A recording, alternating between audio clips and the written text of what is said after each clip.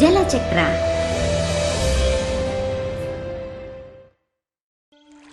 ನೀರು ನಮಗೆಲ್ಲರಿಗೂ ಬಹಳ ಬಹಳ ಅವಶ್ಯವಾದದ್ದು.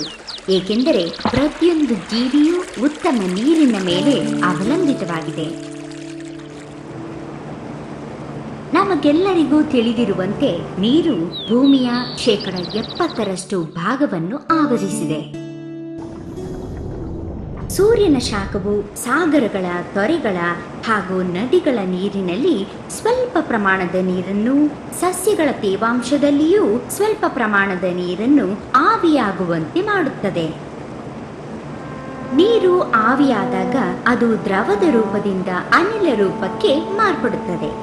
ಹೀಗೆ ಮಾರ್ಪಟ್ಟ ನೀರು ಅನಿಲ ರೂಪದಲ್ಲಿ ಎತ್ತರಕ್ಕೆ ಹೋಗಿ ತಣ್ಣಗಾಗಿ ಮೋಡಗಳಾಗಿ ಮಾರ್ಪಡುತ್ತವೆ. ಯಾವಾಗ ನೀರು ಸಣ್ಣ ಸಣ್ಣ ಅಣುಗಳಾಗಿ ಮೋಡದ ರಚನೆಯಾಗಿ ನೀರಿನ ದಪ್ಪ ಹನಿಗಳಾಗುತ್ತದೋ ಆಗ ಅದು ಮಳೆಯಾಗಿ ಅಥವಾ ಮಂಜುಗಡ್ಡೆಯಾಗಿ ಆಗಿನ ಉಷ್ಣಾಂಶಕ್ಕೆ ತಕ್ಕ ಹಾಗೆ ಕೆಳಗೆ ಬೀಳುತ್ತದೆ. ಈ ನೀರು ಹರಿದು ನದಿಗಳಿಗೆ, ಹೊಳೆಗಳಿಗೆ ಹೋಗುತ್ತದೆ. ಕೆಲವು ವೇಳೆ ಭೂಮಿಯೊಳಗೆ ಇಂಗಿ ಹೋಗುತ್ತದೆ. ಕ್ರಮೇಣ ಯಾವುದಾದರೂ ವಿಧದಲ್ಲಿ ನೀರು ಮತ್ತೆ ಸಾಗರವನ್ನು ಸೇರಿ ಚಕ್ರಗತಿಯನ್ನು ಪೂರ್ಣಗೊಳಿಸುತ್ತದೆ. ಈಗ ನಾವು ನೀರಿನ ಚಕ್ರಗತಿಯನ್ನು ನೋಡೋಣ. ಮೊದಲು ನಾವು ಎಡಭಾಗದಲ್ಲಿ ಮಳೆಯನ್ನು ನೋಡುತ್ತೇವೆ ಮತ್ತು ಬಲಭಾಗದಲ್ಲಿ ಆವಿಯ ಮೂಲಕ ಮೋಡಗಳ ರಚನೆಯಾಗುವುದನ್ನು ನೋಡುತ್ತೇವೆ.